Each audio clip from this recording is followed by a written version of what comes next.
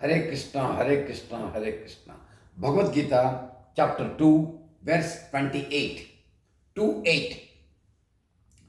Avyakta bhutani vyaktamadhyani bharata avyakta nidhananyeva tatraka paridevana.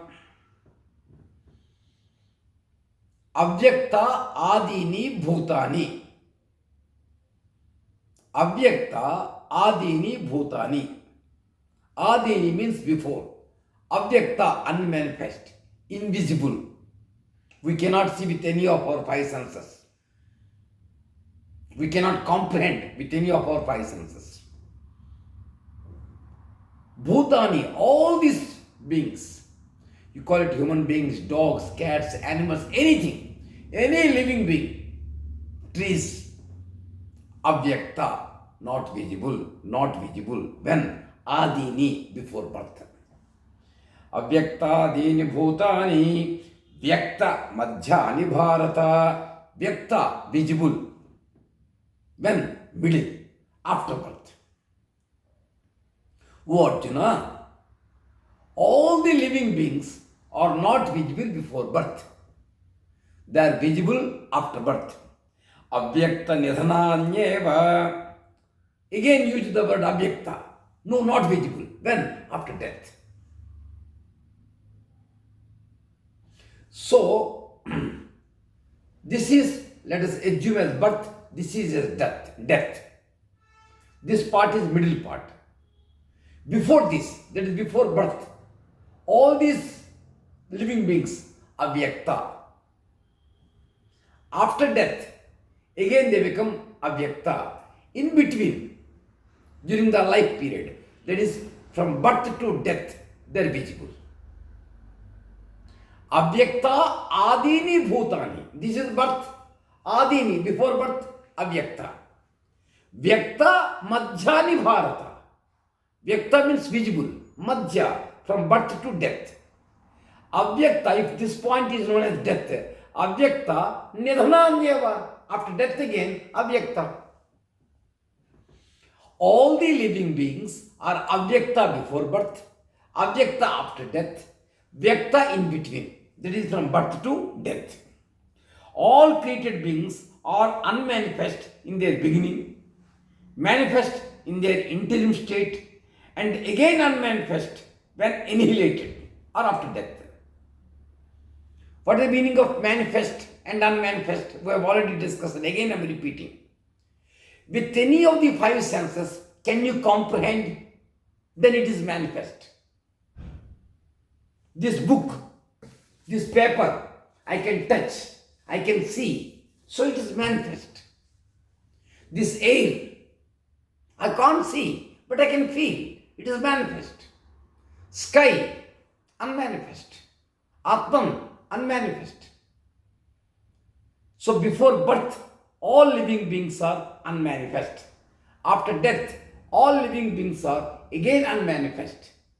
They are manifest in between. That is from birth to death, we can see everyone. So why are you lamenting? Something came from invisible, again went back to invisible. It was not in existence, it again went to out of existence. What was it before birth? We do not know. What will be after death? We do not know. We only see the middle part. The line of argument of Lord Krishna is two parts. O Arjuna, as I told you repeatedly in the earlier verses, you are Atman, you are a soul, you are deathless, you are eternal, you are unbreakable, you can't be burnt, you can't be wet, you can't be dried up. We have discussed in the earlier verses, Lord Krishna repeatedly told, you are not this body. You are not this body. You are Jivatma. You are Atman. In that case also nothing to lament because you are eternal, you continue to exist. No, I am the body. No problem. In that case also, you came from unseen, invisibility, existed for some time, again you have gone back. In the previous verse we have discussed, Jatasya hi dhruvo mrityu, dhruvam janma mritasya cha, the persons who took birth, they will die, and those die, they will again rebirth. Under all these circumstances, O Arjuna, there is no place for lamentation to a king. There is no place in discharge of our swadharma. We have to do our duty. It is an action-packed advice. Bhagavadgita is an action-packed advice. Do your duty, do your duty, do your duty. Don't run away from it. Don't lament. There is no scope for lamentation. So, if it is accepted as a soul, we have discussed all these things.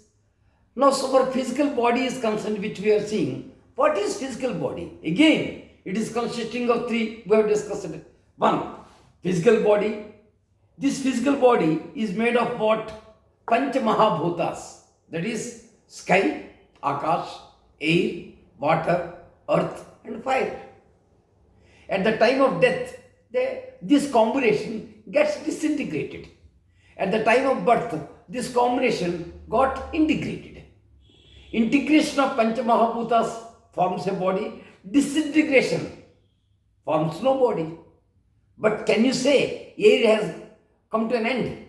Fire has come to an end? No, they exist. Only combination got dissolved. The physical body also, it continues to exist in a different form. Next comes subtle body. Mind, intellect, ego, pancha pranas, five work organs, five sense organs. This entire subtle body, along with Jivatma, we enters into another body after death. This is the Vedic concept. Next, causal body. Causal body means that body is consisting of account of all karmas in your endless lives. Please note, very, very important for liberation or for salvation. Causal body is nothing but accumulation of all your good karmas, of all your bad karmas done in various lives. That continues. Death after birth, birth after death, death after birth, that continues.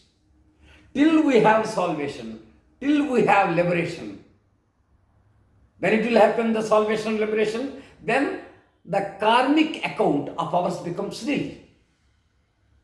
So Arjuna, from Vedic point of view, there is no point to lament because the persons who will die, they will take birth again on their karmic account. From non-Vedic point of view, if you feel that there is no soul at all, only it is a material body, then also there is nothing to lament. Because you are seeing for a particular period only. You do not know what was the beginning. You do not know what is the end. All these relations, wife, children, uncles, relatives, fathers, svajana, sabandhava, friends, all these relations, all these are related to the body only. They are also objecta before the birth, they are also objecta after the death. We only see in between only. Life is a journey. One simple example has been given to make it further understand. You are going in a train journey. You met so many people in the compartment. You talk to them, but when their station comes, they will get down and they go. When your station comes, you will get down and go. Will you lament for it that they are getting down at their respective stations? Can you force them to continue their journey with you? No, no. The way in the train journey, everybody gets into the compartment at the respective stations and get down out of the compartment at their respective stations. In the same manner, in our life journey, we do get into, came into relation with some people and again we go out of it. Or they go out of it. This coming and going is continuing. It is not new. Every day in, day out, we are seeing this particular happening. Some people are taking birth, some people are dying. This coming and going is the most common concept. That does not mean that we will not do dharma. That does not mean that we will deviate from our dharma. Arjuna, you are a king. Your dharma is to protect the country. You have no right to lament. thinking all these sadhana subandhava is soul, then also there is a perpetuated eternality. They are not soul, they are only body. In that case also there is nothing to worry because it is avyakta adhini and avyakta antani. Before birth it was not visible and after death also it is not visible. All material objects strictly follow cause and effect. Cause and effect. Whatever you are seeing, there is a cause. But unfortunately, we cannot see the cause. We can only see the effect. If something good happens, we are very happy. If something bad happens, we'll weep. Oh God, what happened? No. God is a drashta. He is a sakhi. He is a witness. He is antaratma. He is inside you. That good or bad which is happening in your life, for this you have planted the seeds. Either in this birth or in the previous birth or in the previous birth or in some earlier birth. The seed was planted by us. Cause was there. So the take home is very serious. At least I do not know what seeds have planted in the past. From now onwards, let me plant all good seeds. Let me not plant any wrong seed. With the time will come, I have to undergo that particular, I have to enjoy or suffer.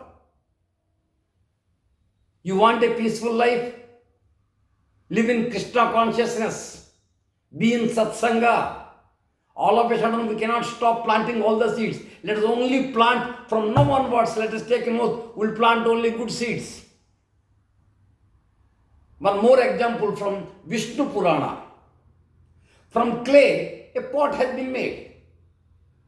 So pot has come into existence out of the clay.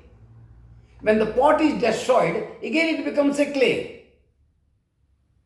So something is not coming out of nothing. It is coming out of something only. And at the time of death, it is not becoming nothing. It is becoming something, changing its form only. So, pot example has been given. Like pots, we also come into existence, we also disintegrate and die. In Mahabharata Shanti Parva, the same thing has been said. We all come from unseen and again go to unseen. This is a common thing happens in this particular creation of the God. Therefore, during this particular middle period, during the time we are alive, let us introspect and find out who am I? Who am I? That we don't do. We only run after the external world with all our five senses. We have to introspect and find out who am I?